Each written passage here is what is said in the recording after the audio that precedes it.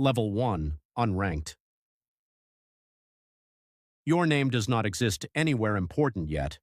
Not on the BWF website, not on a tournament poster, not in a draw that anyone screenshots. You are just another player with a racket bag, two pairs of shoes, and a dream that sounds bigger when you say it out loud than it looks in your bank account. You enter a small tournament, no cameras, no crowd, no line judges, just fluorescent lights, a squeaky court, and a plastic chair where your coach is supposed to sit. But your coach could not come, so your water bottle becomes your coach. Your towel becomes your corner. You lose in the first round to someone ranked 742nd in the world. And the worst part is, they do not even celebrate. They shake your hand like the match was a warm-up. You check the draw afterward, hoping your name looks different now. It does not. You are still unranked. The tournament gave you experience, not points, not money, not recognition, just experience. And experience is what people give you when they do not have anything else to offer. Level 2, First ranking points. You travel to a future series event. The flight costs more than the prize money. Your hotel room has one outlet, bad air conditioning, and a curtain that does not close all the way. You tell yourself this is part of the journey. Everyone says that when the journey is still expensive, you win your first match. Not beautifully, not cleanly, you win ugly. You push the shuttle deep, you defend for too long, you survive 3 games, and at match point your opponent hits the tape and the shuttle falls back on their side. You do not scream. You just bend over because your legs are gone. The next day you lose, but this time something changes. You get points, not many. A number so small it feels almost insulting. But it is there. For the first time, the system acknowledges you, not as a threat, not as a prospect, not as someone the top players need to know, just as a name with points next to it. And in badminton, that is the first time the sport admits you exist. Level 3, Top 500.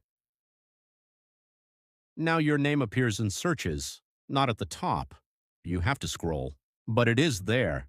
Your parents start sending screenshots into family group chats. Your friends say, "Bro, you're world ranked now." They do not understand that top 500 in badminton does not mean rich. It means tired. It means airports at 5 a.m. It means washing your own socks in hotel sinks. It means choosing between restringing your racket and eating something better than instant noodles. You start recognizing the same faces at every low-level international event. The same players, the same coaches, the same tired eyes in different countries. Everyone is chasing the same invisible ladder. You are not playing for trophies yet. You are playing for entry. Because at this level, ranking is not about being famous. Ranking is permission. Permission to enter better tournaments, permission to get better draws, permission to stop being treated like someone who is just visiting. You are not respected yet, but you are recorded, and that matters. Level 4, Top 250. The draws start looking different. You are not always thrown into qualification now. Sometimes you enter the main draw. Sometimes a player looks at your name and pauses. Not fear, not yet, just recognition. That pause is the first luxury badminton gives you. Your national federation starts replying faster, not instantly, but faster. A message that used to sit unread for 3 days now gets answered before lunch. They ask where you are playing next. Not because they care deeply, because now your results can become their results. You reach a quarterfinal at an international series, then a semifinal, then one Sunday you make a final. The hall is still half empty. The stream has one camera angle. The commentator mispronounces your name. But you are in a final. And for the first time, someone prepares for you. They watch your last match. They know you like the crossnet from the forehand corner. They know your backhand lift gets short when you are tired.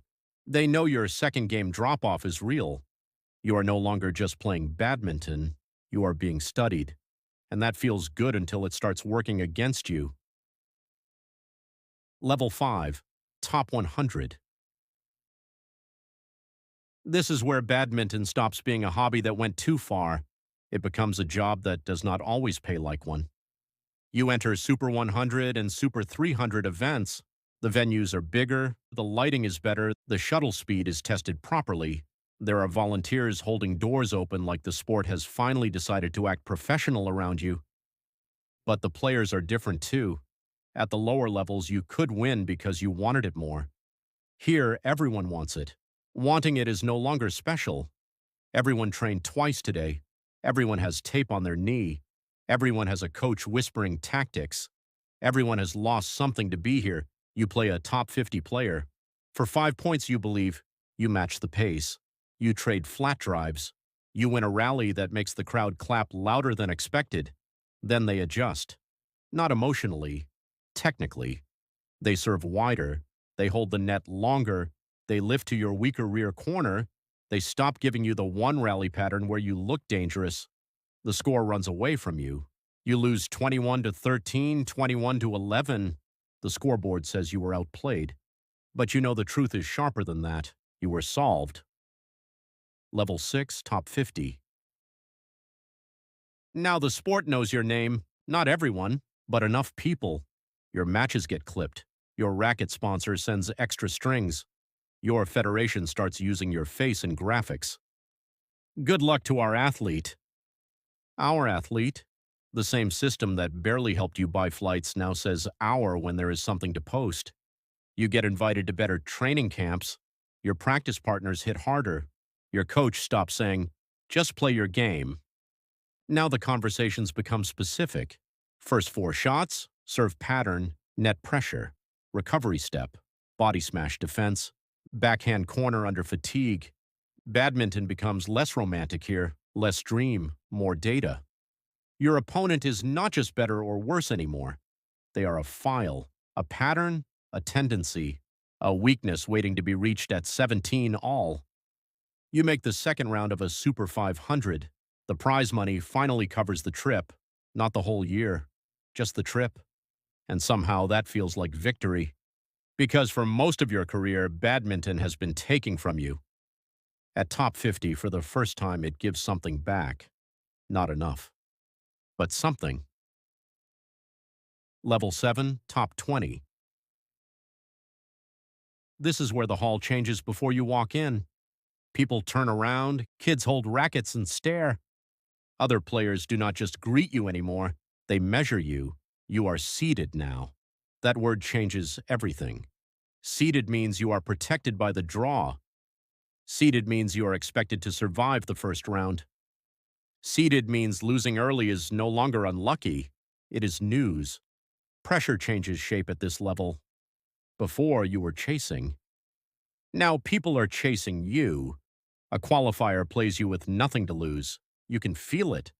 The reckless net shots, the full power smashes, the stare after every point. They want your ranking more than they want the match. Because beating you would change their year. You used to be that player. That is what makes it uncomfortable. You know exactly what hope looks like from the other side of the net.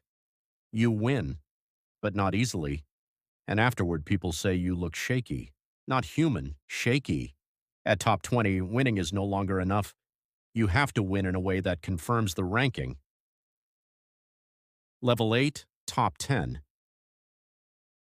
You do not enter tournaments anymore. You arrive. There is a difference. Your practice court is scheduled. Your matches are promoted. Your photo is in the thumbnail. The commentator talks about your form before you even touch the shuttle. They say you are one of the contenders. That sounds like praise. It is actually a burden. Because contender means every loss needs an explanation. Injury, fatigue, bad tactics, mental pressure, crowd noise, drift. Nobody accepts that the other player was simply better that day. At this level, people do not watch you to see if you are good. They watch to see if you are slipping. You reach a Super 750 semifinal. The rallies are longer than they look on screen. Every lift has consequences. Every loose net shot is punished. Every recovery step happens under panic disguised as discipline. You win a 64-shot rally and the crowd explodes.